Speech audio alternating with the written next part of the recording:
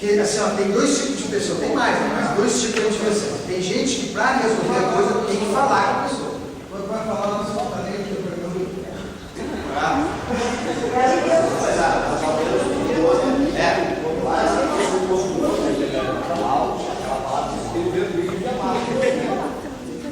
Então, quando passa para baixo, você está liberando ele.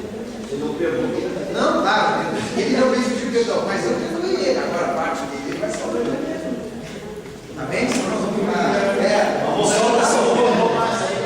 é boa. Que se tu começar a mentir, começar a pecar por causa dessas coisas, sabe o que vai acontecer contigo? Darás lugar ao dá lugar para ele na tua vida. Já pensou coisa séria isso? Está dando lugar para ele.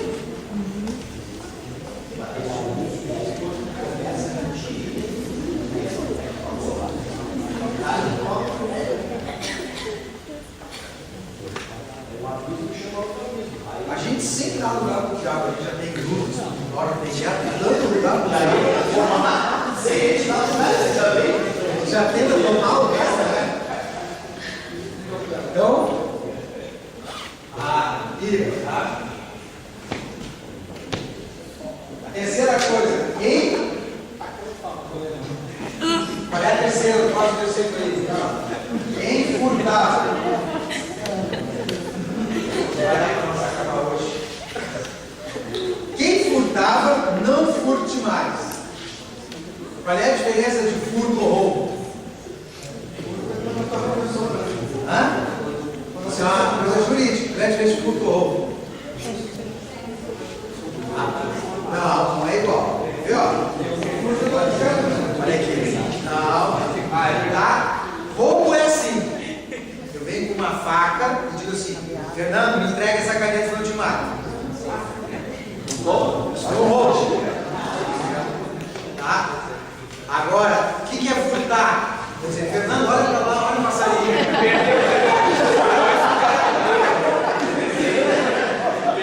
Eu, por exemplo, se tu disser assim, ó, roubaram o meu carro, quer dizer que teve violência. Chegou lá o cara com uma coisa e sai do carro. Agora, se você estacionou num lugar, quando você voltou, não estava lá, o teu carro não foi roubado, o carro foi furtado. Ao roubo tem que ter violência. O roubo é quando foi ameaçado para entregar. O furto é quando alguém te tirou uma coisa sem poder. Tá? Então ele diz assim: quem furtava, não furte mais. Uma das coisas que você tem que largar é furtar. Furto. Agora aqui, isso vai ser a última coisa que eu falo. Ele fala uma coisa que é princípio para quase todo pecado. Ele não simplesmente diz assim: quem furtava, não furte mais. Ele diz assim: tu que furtava, agora trabalhe, fazendo com as próprias mãos o que é bom. Muitas vezes a pessoa não consegue abandonar o pecado porque ela não substitui por uma coisa boa.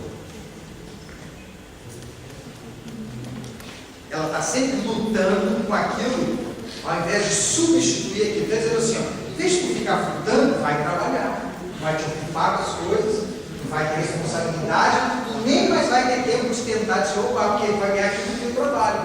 Então, uma substituição. Então, a pessoa está querendo largar um vício, só todo aquele vício, substitui por algo de Deus. Vai ler a Bíblia, vai orar, vai ouvir louvor, vem na igreja, participa, te envolve, faz algo com as tuas mãos. Exatamente. O cara está com problema com droga, te envolve na igreja, vem aqui, vem trabalhar, vem ser voluntário, te envolve com as coisas. E daqui a pouco o cara fica só naquela luta. Por isso que as casas de recuperação evangélica são as que mais têm sucesso. Porque a gente não simplesmente diz para o cara: não te droga mais. A gente oferece uma nova vida. O cara vai orar, o cara vai cantar, o cara vai fazer culto, vai evangelizar, vai trabalhar. Envolve com outras coisas.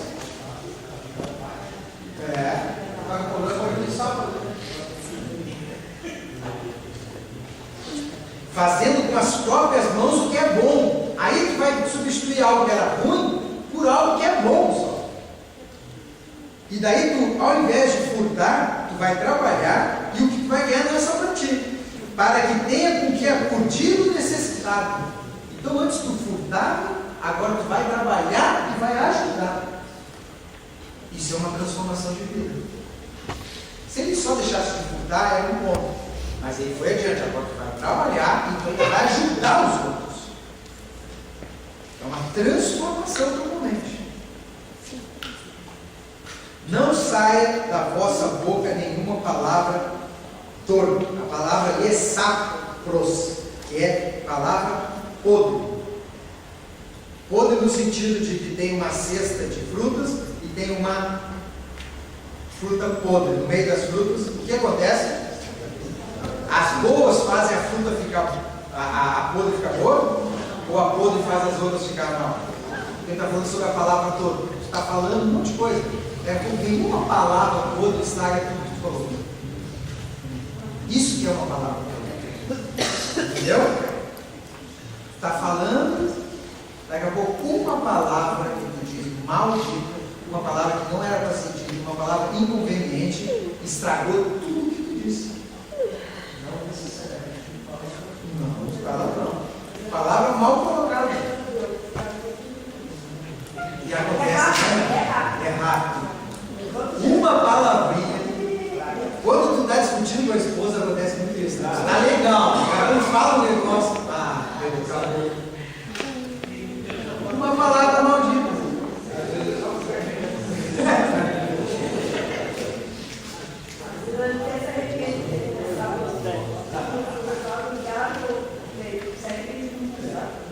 Uma palavra toda.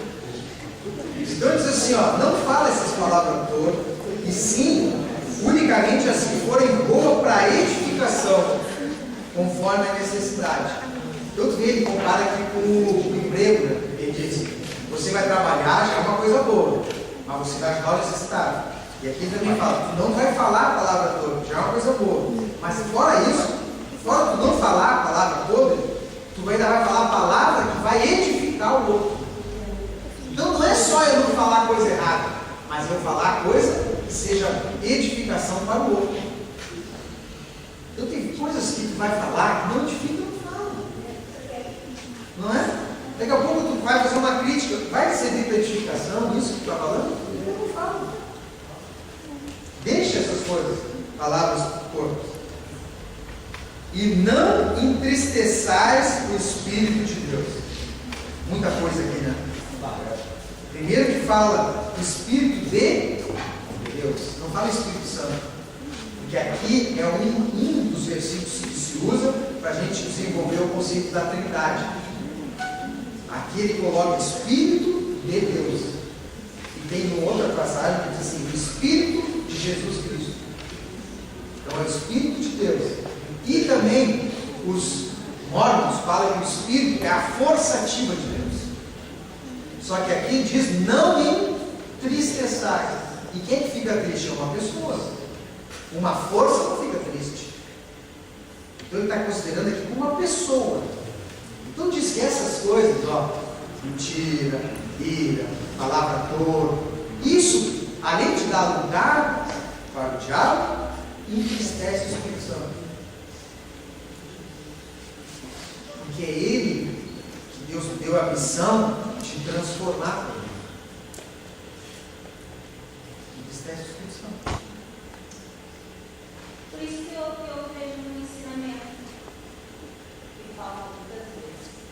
Porque uma coisa é tu falar da palavra que não surge do teu livro, que eu acho, mas o ensinamento explicado como tu está fazendo. Porque eu vejo tanto cristão mentindo, e mente disparadamente às vezes, e não tem noção do perigo e da gravidade que é a mentira.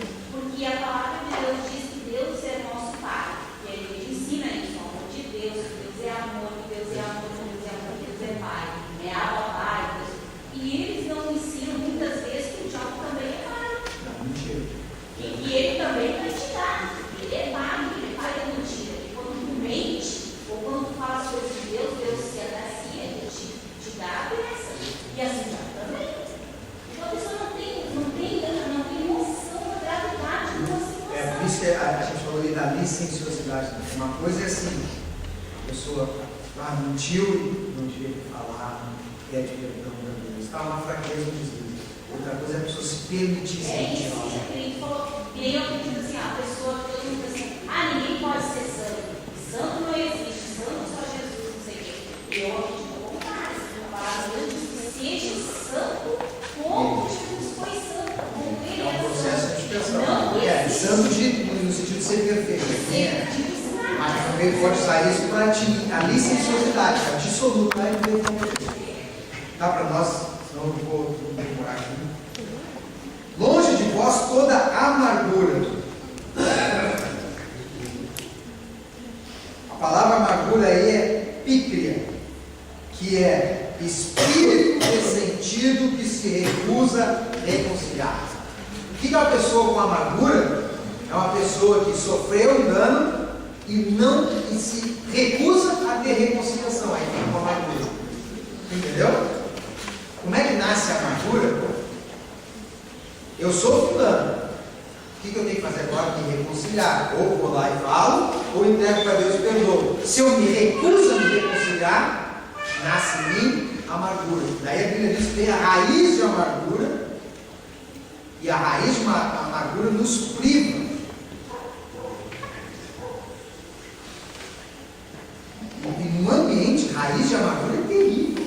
É a pessoa que está com aquilo ali e não aceita reconciliar, não aceita perdoar, não aceita aceitar, não aceita deixar para trás isso, fica com aquilo.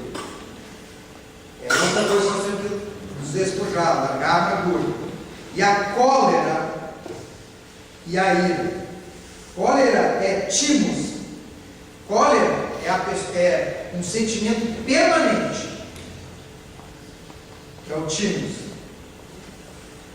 E ira é orge, é a agressividade e irritação. Então tem diferente. A pessoa se irritar e tomar atitude agressiva é ira. E agora a pessoa viver agressiva e irritada é cólera.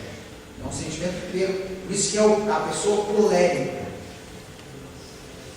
A pessoa que está sempre agressiva, sempre irada, sempre disposta a responder, sempre a ter uma agressividade. Isso é o pecado da cólera. Tem. É a pessoa colérica. A pessoa colérica vai ali, é uma pessoa conflituosa. Onde ela vai, dá conflito. Vai ali, dá conflito ali. Vai ali, dá conflito ali. Vai ali, dá conflito. E a ira aí a pessoa não vive assim, mas naquele momento, a gente tem muito disso, né? De se irritar, de se gritaria, como discussão, né? Blasfêmia, blasfemar. O que é blasfemar? É falar mal. Normalmente quando fala blasfêmia, é falar mal de Deus, é falar contra Deus. Deus blasfemou. Falar contra Deus. Mas você pode blasfemar contra o outro, falar mal do outro. E bem assim toda a malícia. Se a benignidade é a tua tendência de fazer o bem, a malícia é tu trazer para o mal. É tu usar de malícia na coisa, entendeu? Aqui tem uma situação que pode levar aquilo para o bem, mas também pode ir para a malícia. Ou ele falou aquilo, mas com malícia. Né? Não foi uma boa intenção, teve malícia. Até talvez o que ele tivesse dito, se ele falasse com o bem, não teria problema. Mas a motivação dele foi o mal, a malícia. Antes, sede uns para os outros benignos. Benigno é a tua inclinação para o bem. Compassivo, que é compassivo é a pessoa que se move para compaixão. A pessoa que ela se compadece dos outros. Compadecer é padecer junto, entendeu? Não se move de compaixão. Ela está sofrendo, eu me compadeço, eu padeço junto com ela. Eu sinto a dor dela.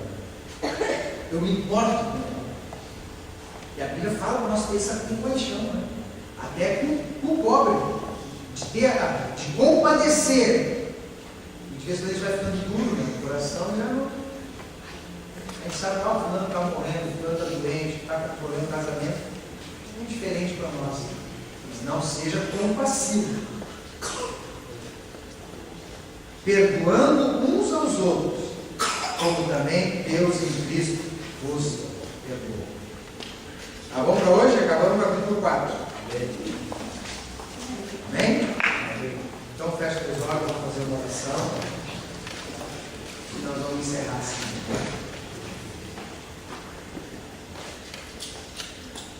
Senhor, muitas dessas coisas estavam no nosso andar.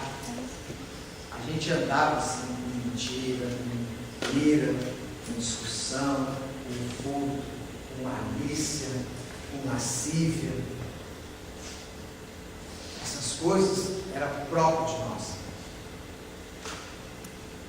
Agressividade, gritaria, amargura, ressentimento, mas nós não queremos mais andar nisso.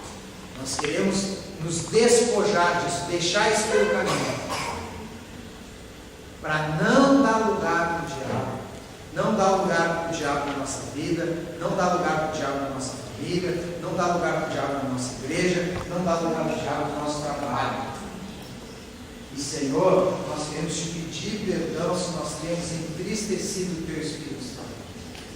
Talvez eu fiz aquilo, eu falei aquilo, ninguém ouviu, ninguém viu, mas o Espírito Santo foi triste. Então nós queremos te pedir perdão, Senhor. E que haja esse revestimento do novo homem. Que a gente possa em Ti ter força, ter disposição, ter capacidade de nos despojar disso e nos revestirmos do novo nome. Amém?